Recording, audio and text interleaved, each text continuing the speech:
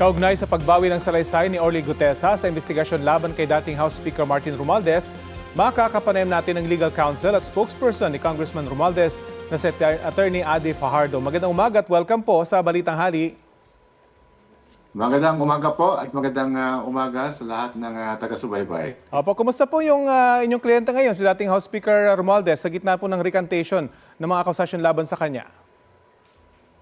Well, patuloy po si Congressman Romualdez sa kanyang functions as representative, the 1st District of Leyte. Siya ay abala sa maraming inaasikaso, no, na mga para sa kapakanan ng kanyang constituents. Nasa Pilipinas po ba siya ngayon? Yes, hindi naman po siya umalis. He's here to face the accusations against him. At klaruhin lang po natin, magkakilala po ba or may ugnayan sina Congressman Romualdez at Orly Gutesa?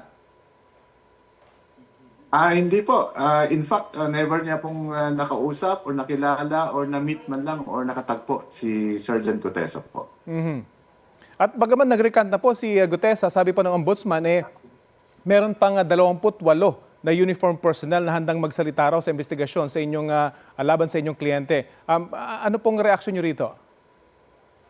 Hindi po namin kilala kung sino po itong sinasabing mga bagong testigo, no? Kasi tulad ninyo or tulad ng lahat, kahapon lang namin narinig na may ganito pang inahandang karagdagang ebidensya laban kay former Speaker Romualdez, no? Kami ay nagugulat at syempre ang aming reaction dito ay sasagutin namin kung sakaling makita namin yung salaysay nitong sinasabing 28 more witnesses, no? Pero syempre kailangan namin we have to take note na sa simpleng kaso po or sa ordinaryong kaso, pag-file ng complaint affidavit, normally nandun na lahat po ng ebidensya, no?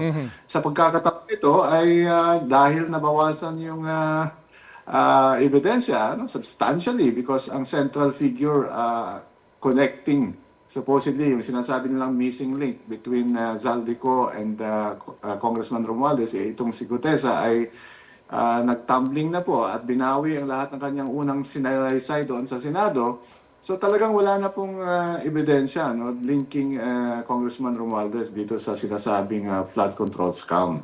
So nagpulat kami na parang the prosecutors appear to be adjusting, no, ang nilalaman ng kanilang reklamo as the case goes along.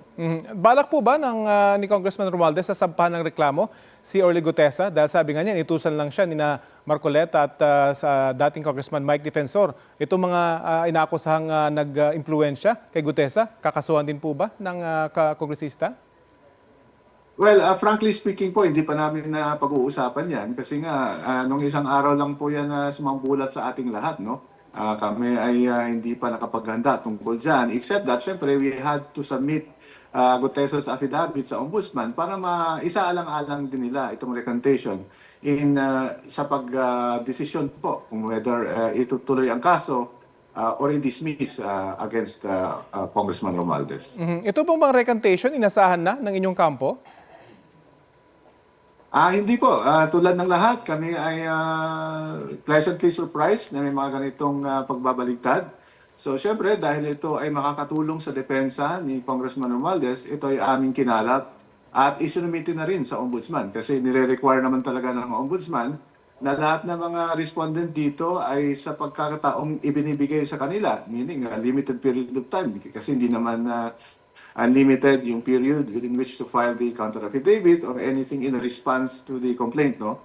So, yan po ay lahat kinalap namin at isinumiti sa Office of the Ombudsman para sa aming pag-asa na ito ay ma-dismiss, no? At hindi na umakyat sa korte. May nasan pa po kayo tayong mga sorpresa sa kasong ito? Hindi nga po namin alam kasi parang ang nangyayari dito ay ginagalaw ang basketball ring, ano? Paano ka naman makashoot ng maayos kung ginagalaw yung ring, di ba? Kaya parang ang nangyayari dito ay ina-adjust yung ebidensya depende sa pagkakataon. At alam naman natin lahat, no, na itong mga affidavit na ito mula sa pool, no, nung ito ay inilahad sa Club Filipino ay ilang beses na pong nabago, no? May dinagdag, may ibinawas, may inaming nagkamali sa mga pangalan.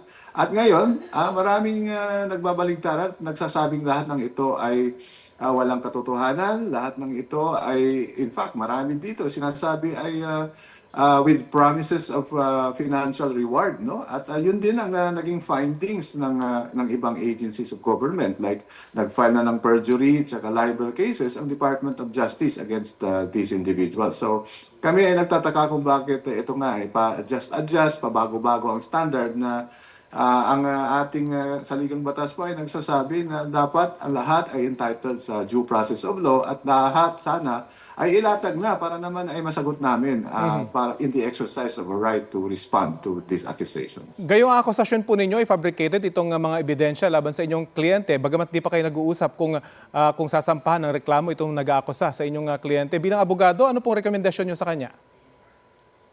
Hindi pa namin yan pinag-uusapan, hindi pa namin pinaplano kasi syempre bilang lawyers, no, abala kami ngayon sa pagsagot nitong mga akusasyon laban kay Congressman Romualdez na napakarami po kasi ng mga aligasyon, no, na sa aming palagay naman at sa aming pagtatansya ay walang ebidensya. Ngayon, laban dito sa mga nag-manufacture or nag-perjure or nagsinungaling sa kanilang mga affidavits. When the proper time comes, syempre kailangan namin pag-usapan din kung ito ay kailangan ng appropriate or proportionate response. Sabi po ng Palasyo ng Malacanang, aware si Pangulong Bongbong Marcos sa recantation ni Orly Gutesa. Sa ngayon po, kumusta yung relasyon ng inyong kliyente sa kanyang pinsan? Pag-uusapan niyo ho ba ito?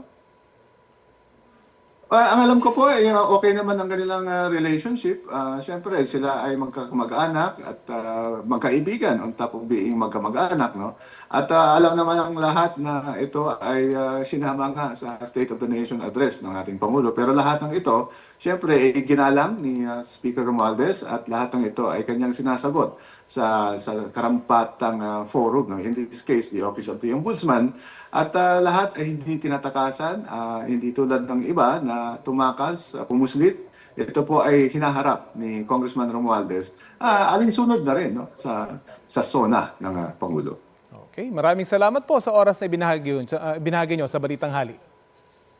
Maraming salamat din po sa pagkakataon. Ayan po si Attorney Adi Fajardo, Legal Counsel at Spokesperson ni Congressman Romualdez.